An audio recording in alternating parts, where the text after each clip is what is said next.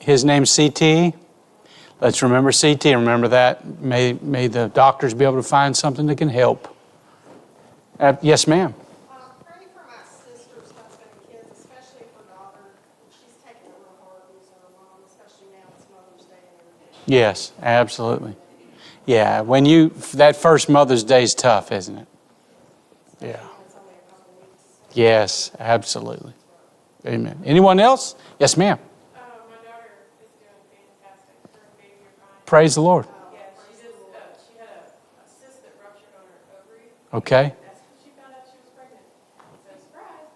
And they were first afraid that the baby was in the tube, but the baby is actually in the uterus, and they were able to get all of the whatever of a ruptured cyst off of her ovary. Well, praise the Lord. Everything's fine. Her and baby are doing good. She has her first doctor's appointment on Tuesday. Well, amen. Praise the Lord for that. Anyone else? Yes, sir. I appreciate what you had to say about our responsibility to our children, not just our children, but to our grandchildren as well. We see them quite often, not nearly enough, but we're sometimes more playful with them than we lead them towards the Lord. And I appreciate your reminding us of our responsibility. Well, I mess up in that myself. It's a lot easier to play with grandkids than it is to sit them down and talk to them. Yeah. Absolutely. Yes, ma'am. You were talking about the grandmothers that all lead us to church. It was my grandpa that brought us to church. Amen. Yeah, every Sunday we'd go to his house and he lived up on Calf Mountain. We would walk up to Glen Kirk for Sunday school and church. And that was the highlight of the week. Amen. Amen. But it is unusual for a man to. It is. Very unusual. Absolutely. Anyone else? All right. Who'd like to open us up in prayer this morning? Anybody want to volunteer?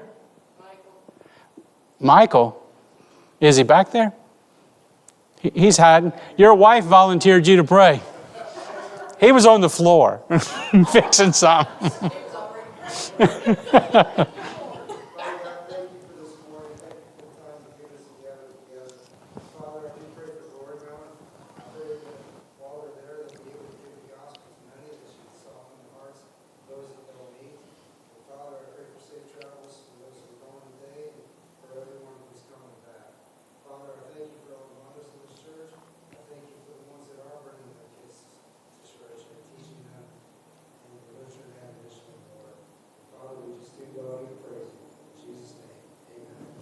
Amen. All right, Genesis 25. Let's see if we can finish this chapter out today. We're down in verse number 12. And so we talked about Abraham and how he, at 120, he started another family, died at 175. Now we're going to talk about the descendants of Ishmael. This is interesting because they're mentioned here and then they're forgotten. Now you're going to see descendants of Ishmael. You're going to see different groups all throughout the Old Testament. But this is the last time you're going to get a genealogy and you're going to get a picture of them. And so obviously if you look at a map back there, you can point anywhere in the Middle East and you're going to find descendants of Ishmael. Thank you. And so you're going to find them. And I want you to realize this. There are like 14 million Jews, right? Something like that. And there are almost 400 million Arabs.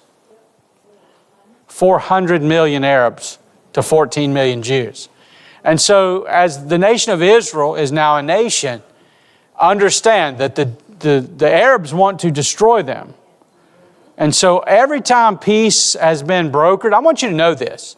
Every time peace has been brokered, Israel has always said, okay, we'll accept those terms. You let us have this small portion of land. They can have that big portion. And the Arabs always go, no, we want it all or nothing. And it's backfired on them every time. And it will ultimately backfire completely because all of the land that God has promised will be Israel's. And those enemies. And so you think about it. Somebody asked me, well, how in the world can there be blood in the Kidron Valley? If you look at a picture of the Kidron Valley, it's huge. How can the blood at the Kidron Valley run to the horse's bridle?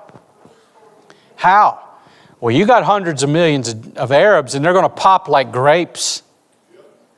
He's treading the winepress of the wrath of God. I know it's a gross analogy, but this is the truth. They're going to actually pop like a grape that's being stepped on by the very weight of the Word of God. And their blood is going to flow to the horse's bridle.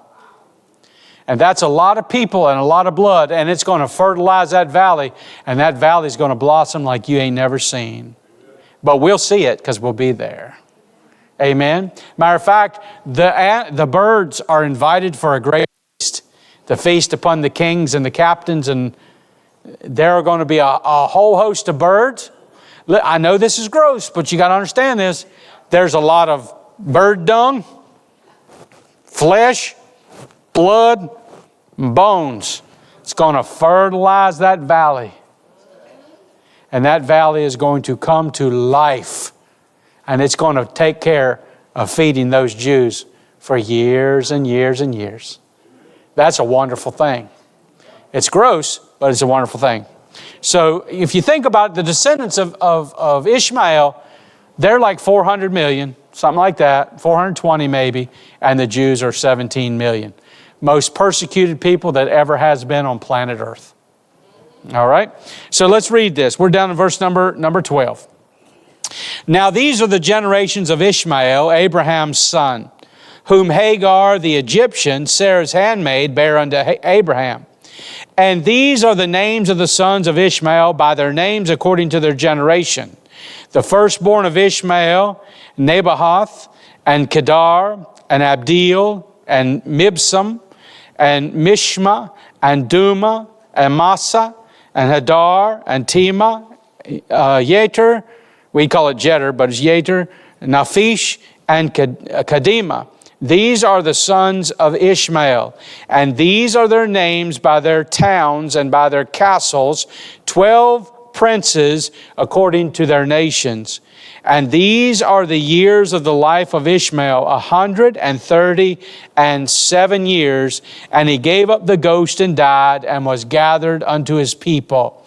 And they dwelt from Havilah to Shur, that is before Egypt, and thou goest towards Assyria, and he died in the presence of all of his brethren. So notice this. This is very important.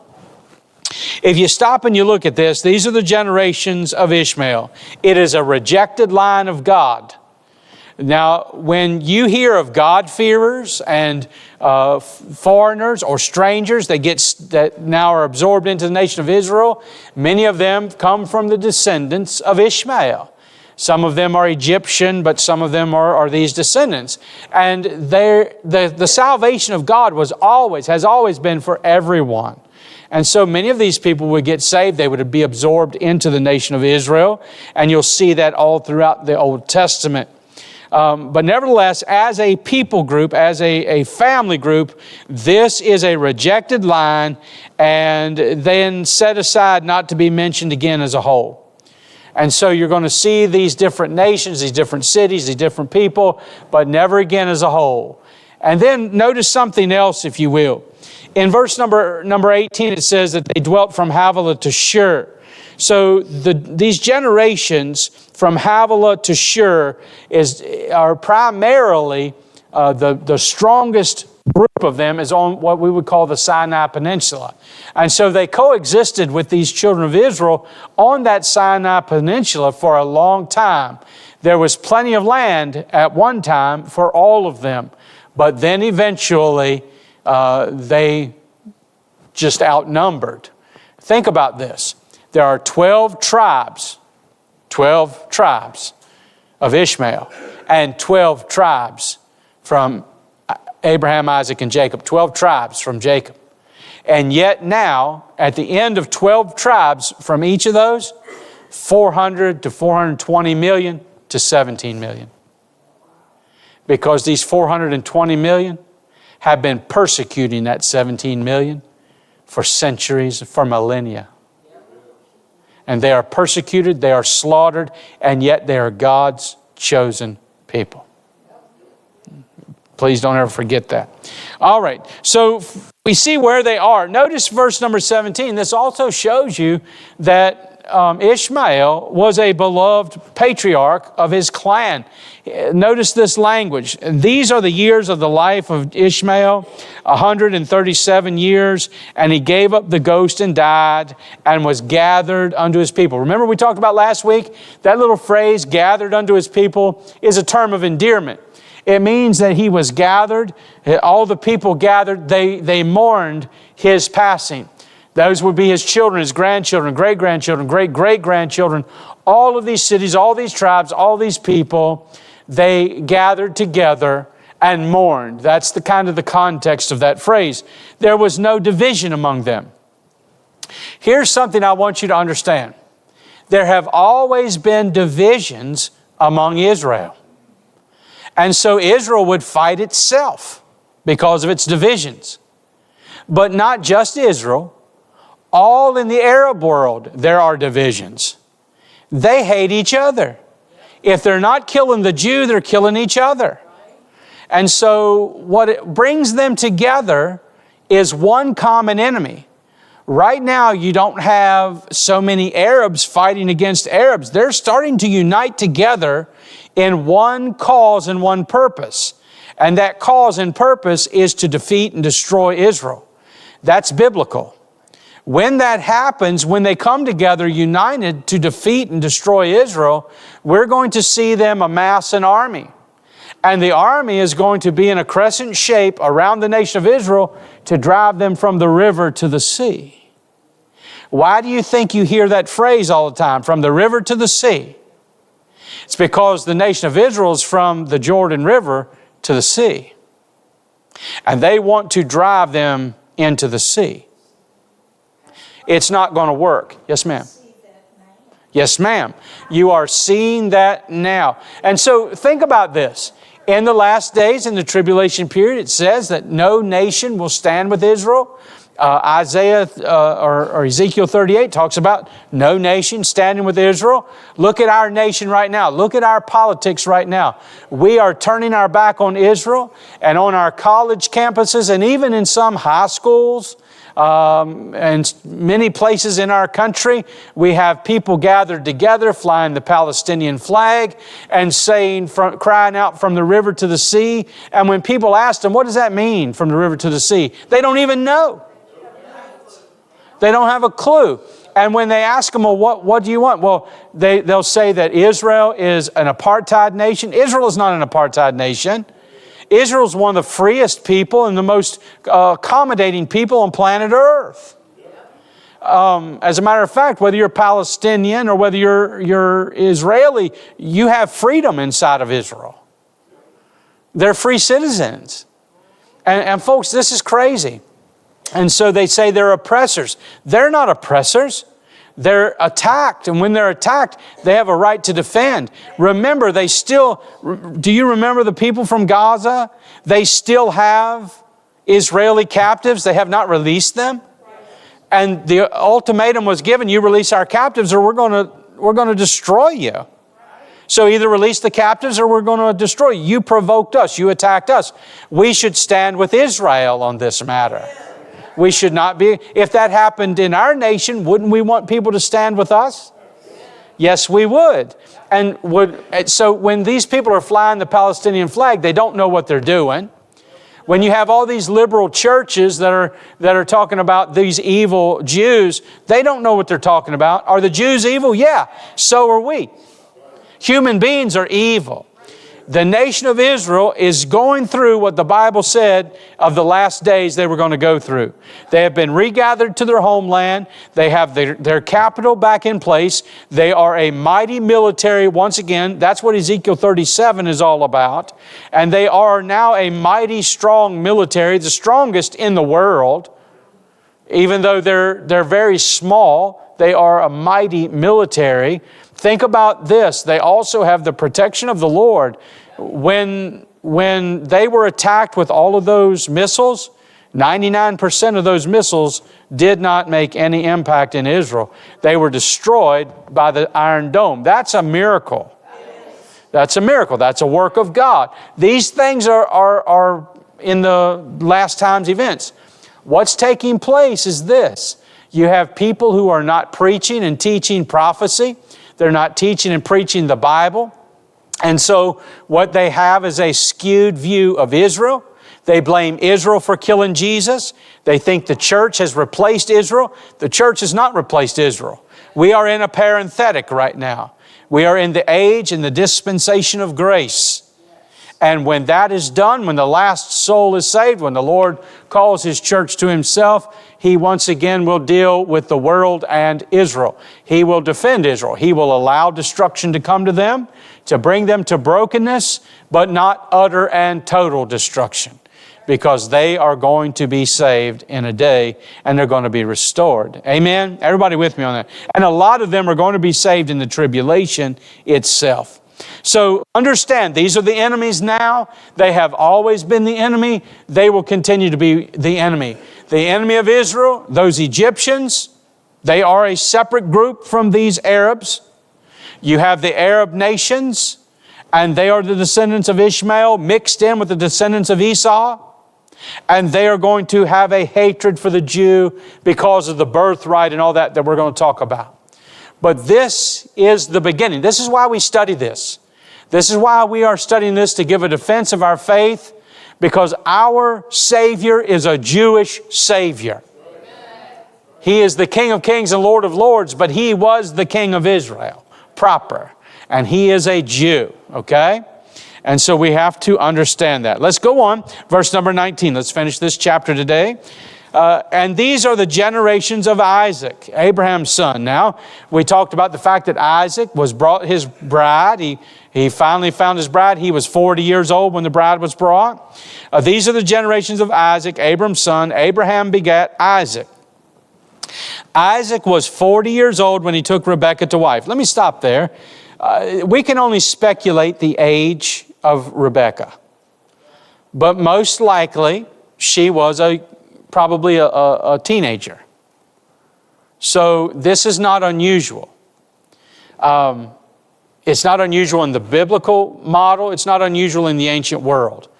A man was not really considered a man until he had made his mark on society, until he could provide for a wife. Most men couldn't provide for a wife until they had established themselves, you see.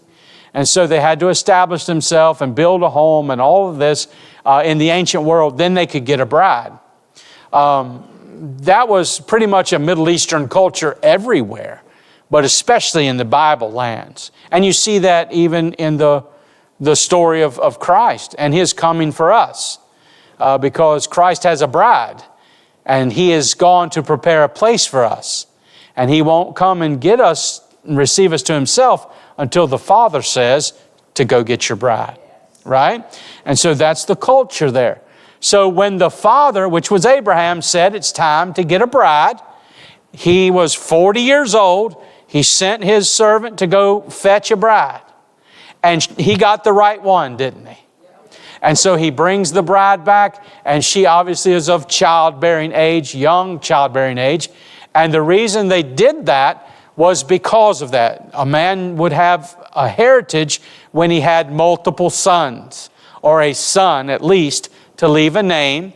And so he had to be able to provide for a young wife and provide for a family. And he was expected, it was not unusual in this day and age to have 18, 20 sons, right? And with one wife, it's not unusual to have 10 to 15 or more children. And so that was the culture. So she would have been fairly young. All right, so let's keep going. So Isaac was 40 years old when he took Rebekah to wife, the daughter of Bethuel, the Syrian of Padan-aram, the sister of Laban, the Syrian. They are Syrian, so you can go back and you can see where they were from. Isaac entreated the Lord for his wife because she was barren. This is important. He's going to pray because she's barren, just like his father had prayed for his wife. This is a model that I want you to understand. So, and I'll explain it in just a minute. So Isaac entreated the Lord for his wife because she was barren, and the Lord was entreated of him. And Rebekah, his wife, conceived. Stop. Remember, as we talked about this is a picture. All of these are pictures and types of what we see in the church. And so when the church is barren, what do? We pray. When a church goes through a dry spell, and a dry spell in a church is that we don't see new converts. We don't see fresh souls coming to a saving knowledge of Christ. And when you're going through that, what should we do? We should pray to the Lord. Because if you remain unfruitful for very long, you start to focus on the wrong things. And the same thing as it was with Abraham and Sarah. When she was unfruitful for a long time, they started to focus on trying to fix things themselves, didn't they? And that messed up everything, right? And then when we come to Isaac, Isaac learned that when your wife is barren, when the bride is barren, that you pray, you entreat the Lord. This is something you and I need to learn. When we are barren, when we're not seeing new souls, when we're not seeing people get saved, we need to go and entreat the Lord. Because if not, we're going to try to fix problems ourselves. This is how the church got in a mess that it's in today. This is where all the entertainment in church came from.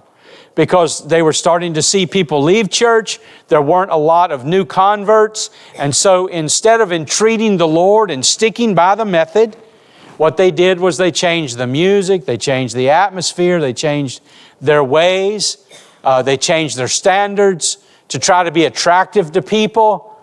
And that's not the right way. That brings in Ishmaels, not Isaacs. You understand? And so this is what happened. So he is entreating the Lord for his wife. Now, obviously, this is a very special, also a special case. He has been given the blessing of God, the blessing of his father, and he needs a son to be able to pass along that genealogy. God promised, by the way. God said that through Isaac was going to come the seed blessing, which meant that through Isaac, he was going to have a child, which was going to have more children, which would ultimately bring in the Messiah, the anointed one of Israel. So when Isaac is going, he's going in faith. As Isaac is entreating the Lord, he's not going, God, where are you? What's your problem? How come she's not pregnant? He is, Lord, this promise has been given to my father. This promise has been given to me. Lord, would you fulfill the promise, you see? And so this is very important. Now, I know there are many women who can't bear children today, and they pray and pray and pray, and it never seems to happen for them. You know, that does happen. And that's not what this is about. This is about, he had already been promised, the promise had not been fulfilled. And so when you're promised a promise, you're promised a blessing, it hasn't come through, then you're going to go to God, not to go, what is your problem, God, but God, what seems to be our problem? Why? What do we need to do? What do I need to do? How do I need to change in order to receive what you've promised? Does that make sense to y'all? Okay. So this is the context of this. Everybody still with me? All right. Let me see. Okay. Very good. So notice this. This is cool too. So, all right, I'm going to give you a blessing, and you're going to have a double blessing, but it's also going to be a double problem.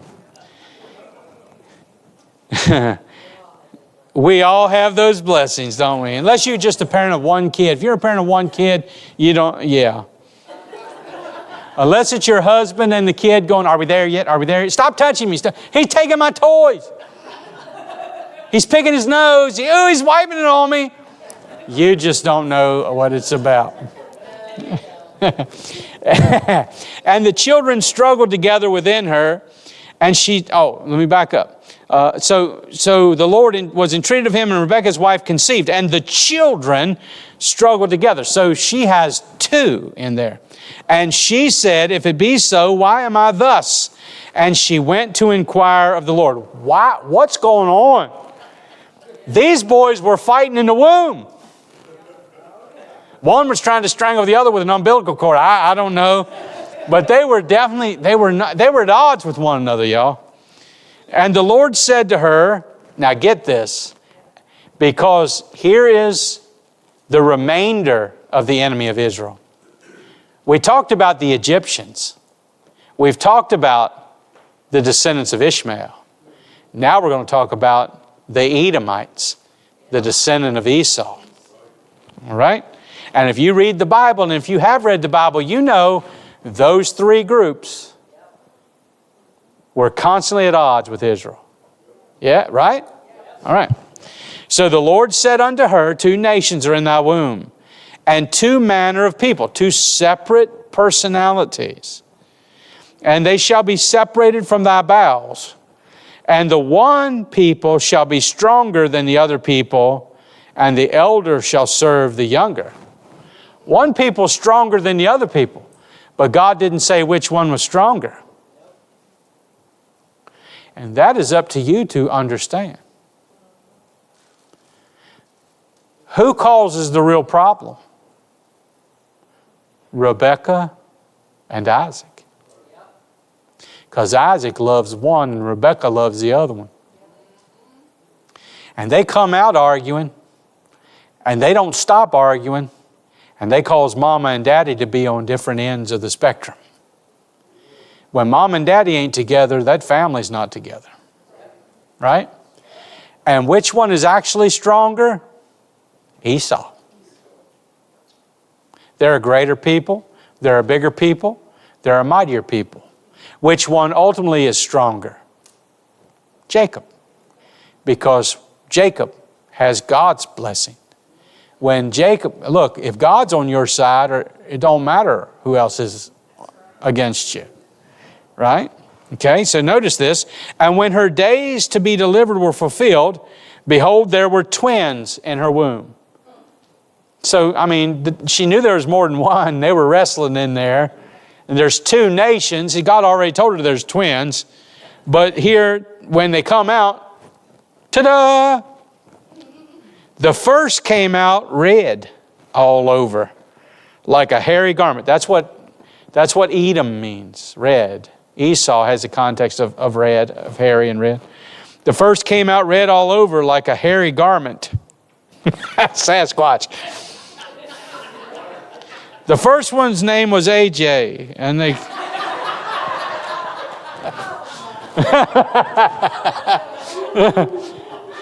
I've seen pictures when you were little, man. Well, when you were younger, that was you right there. Love you, bro. The first one came out red all over like a hairy garment, and they called his name Esau. And after that came his brother out, and his hand took a hold on Esau's heel. And his name was called Jacob. And Isaac was 80 years old when she bare them. So he was 40 when he got married and 60 when the boys were born. So stop and understand this. Now I want you to grasp this before I go any further, because this is a major issue. So in verse 23, we saw that there's 2 nations, 2 manners, or 2 separate personalities. The one will be stronger than the other, and the older will serve the younger, similar to Abraham and Isaac, right? Right? And so Isaac and Jacob. So Isaac was younger, and Ishmael was older. And here Jacob's younger. He comes out second, and Esau's older. But he reached out and grabbed his heel. And so his name is called Jacob, which means heel grabber. Now I want you to notice this. That is a nasty term. It means one who is going to trick, deceive, and connive to get his own way. He'll do whatever. When somebody was called a Jacob, which is Jacob, somebody was called a Jacob, they were called a conniving. It was a nasty name. It meant you couldn't trust them. That's why God changed Jacob to Israel. He went from being a nasty name, untrustworthy, a heel grabber, to being a prince. Folks, when you're saved, you're given a new name. You may not know what your new name is, but it's written down in glory. I think there's a song about that, isn't it? And you've got a new name because you have a new nature. You're a new person. You're a new creation. Isn't that awesome? And so Esau, he stands for the earthly man, destitute of faith, It literally means he that acts or finishes, has the idea of being rough. It also has the connotation of redness to it. So, in other words, if you punch enough people, they're going to be red. Right? You get angry, you turn red. And so this boy is a very angry, very rough boy. Jacob is not that way. Jacob is going to be very different. And so in verse number 26, he is this trickster. And we see then Isaac, was 60 years old when they were born. Now watch how this develops. Because folks, you can see the future in the way these two boys are in their interaction. So the boys grew. And Esau was a cunning hunter, a man of the field. Let me stop right there. So this is going to be a problem. Isaac is going to love Esau because Isaac loves a man's man. And he is going to go out and he's going to hunt. And we know from later on further reading, he makes savory meat. He would hunt these wild animals. He would fix the meat and bring them to his father. He was a rough and tumble boy. He liked to be outside, and he was always in the field. He was a man of the field. Thus, that's the connotation, I believe, how Esau and then later Edomites got the connotation of red, because the land where they lived in had a lot of red soil. And so he was just always a man of the dirt, a man of the earth. He is a type of the Gentiles of the world. Rough, tumble, and worldly. Now look at this, because we get this wrong most of the time. So he was a man of the field, and Jacob was a plain man, dwelling in tents. What do we think when we hear that? We think that Jacob then was a mama's boy, a sissy boy. Couldn't be further from the truth. You're going to see the strength of Jacob when he shows up at a well and he picks up the lid off the well that normally takes several men to pick up. He ain't no wimp. He's strong. And he defends a bunch of women, does he not? He knows how to fight. But he is different. The word plain is very interesting. It's the word tom. And what it means is that he is flawless. That he is gentle and dear and blameless. He is a picture of the nation of Israel. He's a picture of the believer. And he was blameless, not sinless, blameless. He was gentle and dear, which has the context of meekness. He had power, but it was under control. And he also was flawless. He probably was a very attractive young man. Mom likes him. Dad likes Esau. He's not rough and tumble, but we learn from later life, he's very strong and he knows how to fight. Matter of fact, he wrestled with Jesus all night and prevailed. He ain't no wuss. He ain't no wimp. Everybody with me? All right, let's keep going.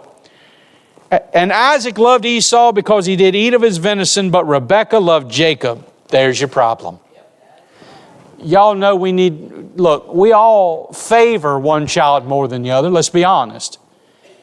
We see one child that has more characteristics like us, or they like the same things we do. We tend to spend more time or even more money on them, don't we? I have two sons. When my sons were little, it was Josh. I spent all my time with Josh. Wes just have to go do his own thing. Josh and I played baseball in the backyard because baseball was my thing. That was Josh's thing. We played ball in the yard constantly, hours, every day. Wes was out playing with weeds and frogs and whatever else, finding what he could find in the dirt. That was Wes. But Josh and I, we spent all of our time together. But as they got older, Wes morphed into me. Josh morphed into his own person. And so we didn't have anything in common but baseball. As he grew older, Wes and I liked the same stuff, motorcycles and guns and fishing and hunting and playing in the mud and the dirt and, stuff like that. And so it just naturally, it flip-flopped. So in their adult life, I spend a lot more time with Wes than Josh, just because their natures are different. I love them both the same. But I know Wesley a whole lot better than I know Josh, simply because they're two different adults. It's just like people that you hang out with. We come to church with people, but there are people in church we're closer with than others. Because even the pastor can't be equal with everybody. There's no way. There are some people I connect with. I know they spend more time with me. We have the same likes and dislikes, and so we're closer. Others that have different likes and dislikes, I don't know as well. Right? Isn't that normal? And so that's the way we are. But the issue comes in is when you don't love one as much as you love the other. And here's the problem. Dad loved Esau, Mom loved Jacob. And the context of that is this, that Dad loved Esau but not Jacob. And Mom loved Jacob but not Esau. Because what? Because he was... That did not come out of me, is what you're saying, right? Yeah. Yeah, I've seen people, I've known people like that. So anyway, so think about this. So as life goes on, this is going to cause a major issue, is it not? When they're little, you can kind of understand, all right, Dad and Esau, they're outside. You can understand that. But as they get older and the relationships start to develop, then Dad and Esau probably alienate Mom and Jacob, and Mom and Jacob probably alienate Dad and Esau. And so you have a rift in the family. This rift in the family is going to get worse. The older is the one who naturally would get the blessing. And since Dad loved Esau more than Jacob, naturally he has a desire to give the blessing, the seed blessing, to him. But what did God already say? God said the older is going to serve the younger. Right? Now watch this. So verse 29, Jacob sod pottage, and Esau came from the field and was faint. Sod pottage means he made a big bowl of stew. Esau said to Jacob, feed me. Feed me, I pray thee. Now look, both boys knew how to cook, by the way. All right. Feed me, I pray thee, with some of that red pottage. Thus also the name of the Edomites, because he sold his birthright for red pottage, red cabbage. For I am faint, therefore was his name called. I want that red cabbage. I want that more than anything else in this world. Now, was he really about to die? No. No. Was he hungry? Yeah. What young man isn't? But he is about to sell his birthright for a bowl of red cabbage. And there he's going to be, God changes him too, from Esau to Edom. From a hairy one, from a rough and tumble, to just red. And his descendants are going to be known as the people of the man who sold his birthright for a bowl of soup. And they're going to hate the Jew for it. They're going to blame Jacob. Because guess what? Esau would probably be telling all of his kids, he tricked me. He's a Jacob.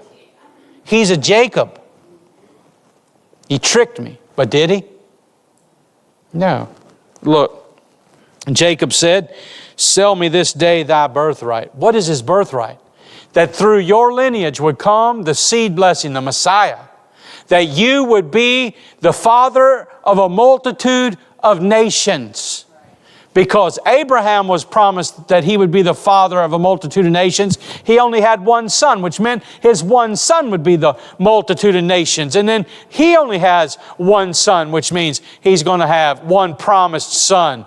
That one of them would be the seed, would be the one who has a multitude of nations and would have the seed blessing, who through the seed would be the blessing to all the earth, which is the Messiah.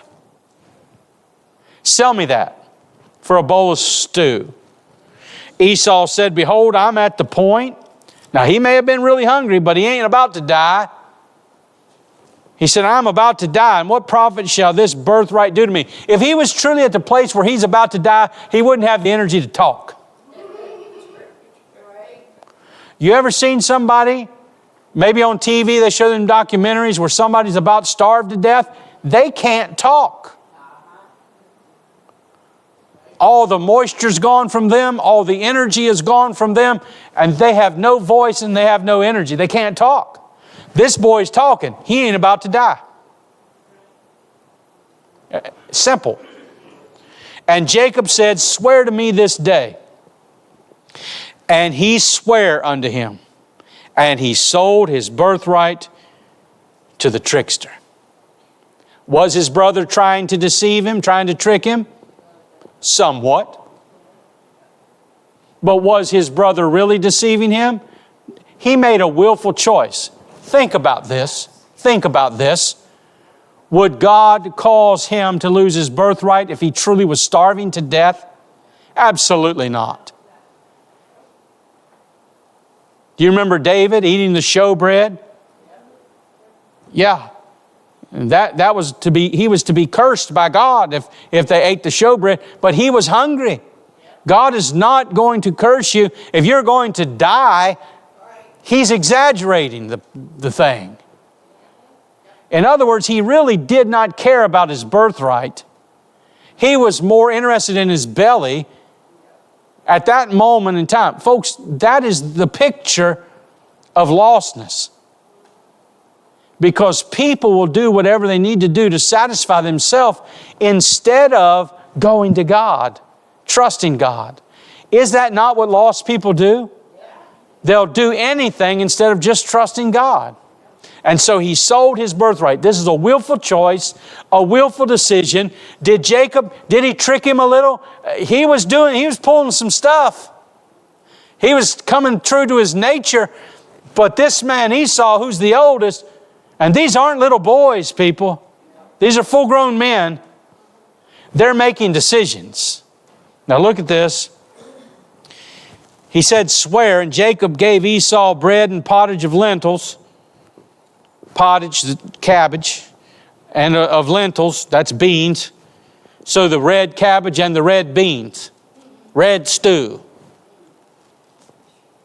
Pottage. Vegetables. Who else came to God with vegetables and was rejected?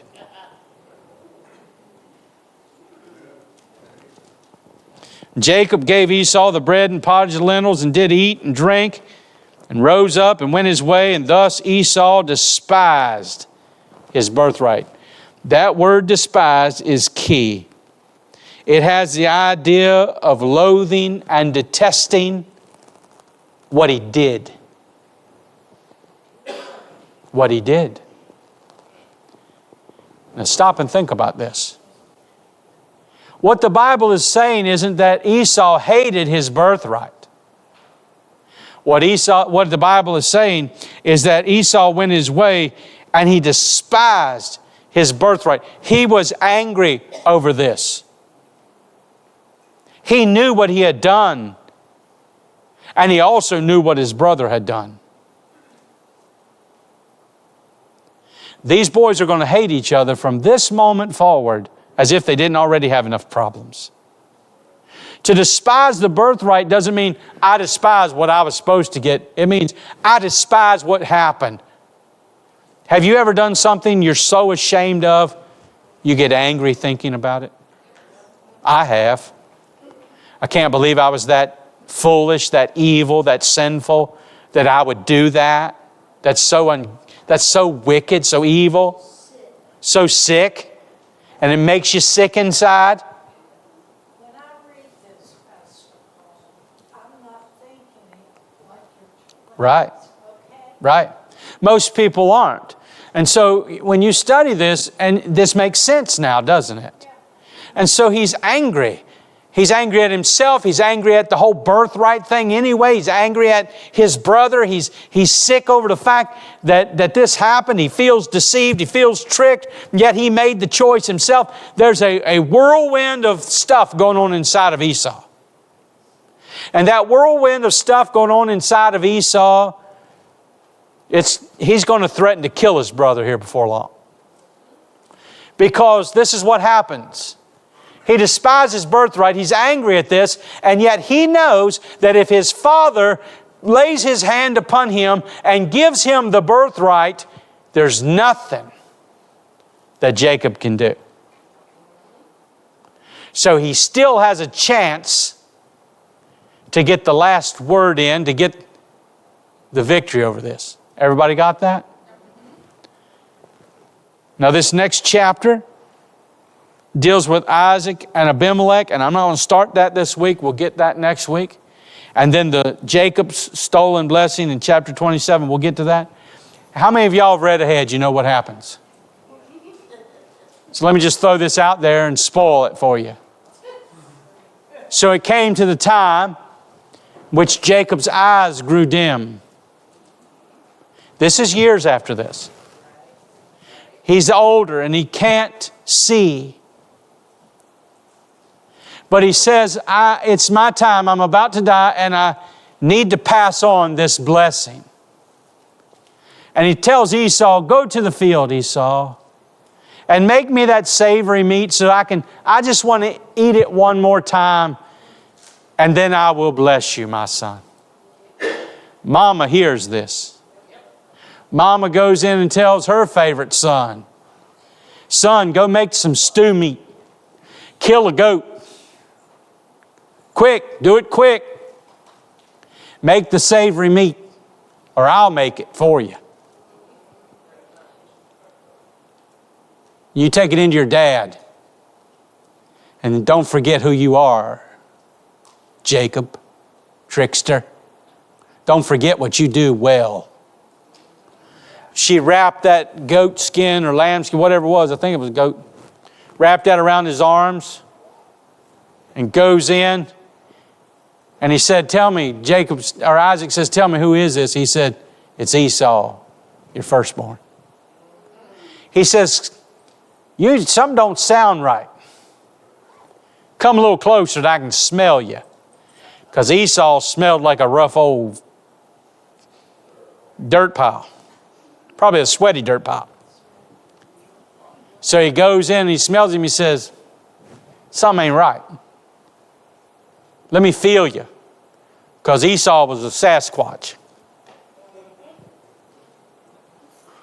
So he rubbed him. He rubbed that goat skin that had all that hair on it. It says, you don't sound like him and you don't smell like him, but you feel like him. Let me have the meat. Yep, that's about right. Let me put my hands on you and bless you. About that time, Mama says, all right, you better get out of here. Because when your brother finds out, he's going to kill you. About that time, the brother comes in, brings in this pole of savory meat. He says, Pop, I'm here. I'm ready for my blessing. He says, wait a minute. Who is this? You sound right, you smell right, and you feel right, and that meat tastes right. I have been Jacobed. Your brother has gotten your blessing. Just like God said, and just like He agreed to. And he said, I'm going to kill him. And he went to kill him. But Mama helped him get out. Right? And there is the problem that has never stopped. Now listen to this, and I'm done. When the wise men came from the east, they saw the star in the sky. They knew it was time for the Messiah to be born. He who is born to be king. So they come, and who do they find on the throne in Israel? Herod. King Herod was an Edomite. King Herod wasn't a Jew. The Romans placed him and gave him the title, the King of the Jews. And so Herod, when he heard that the Jewish king was born, decided to kill all the male children. And the reason he did that was because at that moment in time, he thought that the Edomites had overcome the Jews, and he now is the king of the Jews. He's the king of Israel. He's the king of that kingdom. The Edomites have finally overcome the Jews. They have won and gotten Esau's birthright back. And these kings said, these wise men said, oh no, he's the king of the Jew. He is born to be king in Israel. And because the Edomites, that King Herod being an Edomite, was so angry, he tried to kill the promise of the blessing because he wanted it for his own self.